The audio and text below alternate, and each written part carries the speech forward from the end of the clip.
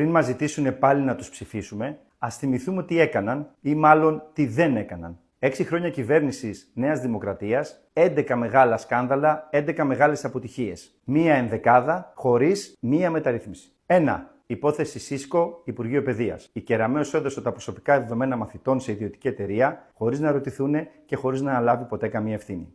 2. Σκόιλ Ελικίκου. Η γνωστή υπόθεση με τα βάουτσερ. 200 ευρώ σε κάθε καταρτιζόμενο με λέξεις ακατανόητες που τελικά το πήρανε πίσω χωρίς ίχνος ντροπής.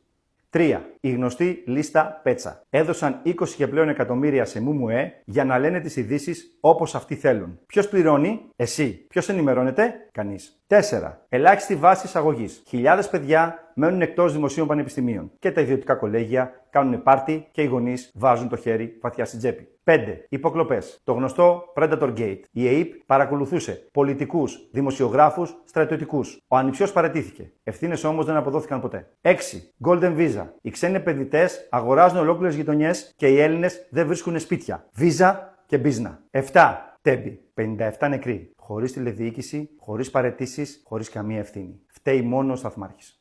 8. Ακρίβεια. Οι τιμές είναι στα ύψη, στα τρόφιμα, στην ενέργεια, στα καύσιμα. Ο κόσμος είναι σε απόγνωση και τα καρτέλ ευημερούν. 9. Διαρροή προσωπικών δεδομένων των πολιτών από το Υπουργείο Εσωτερικών στις ευρωεκλογές. Λάβαμε SMS χωρίς να έχουμε δώσει ποτέ τα προσωπικά μας στοιχεία. 10. Πολιτική επιδομάτων. Ο Κυριάκος Μητσοτάκης, όταν ήταν στην αντιπολίτευση, κατηγορούσε την κυβέρνηση ΣΥΡΙΖΑ για τα επιδόματα που έδινε. Τώρα τα μοιράζει αφιδώς. Ήταν αυτός που θα έφερε τις μεταρρυθμίσεις. 11. Ο ΠΚΠ. Κατασπατάληση ευρωπαϊκού χρήματος στείνοντας εγκληματική οργάνωση. Ποιος φταίει? Όχι αυτή πάντως. Διαχρονικές ευθύνες και εδώ. 6 χρόνια τώρα. Έγινε έστω και μία μεταρρύθμιση? Και αν ναι, ποια ήταν αυτή? Αν δεν ξέρεις την απάντηση, μάλλον δεν έγινε.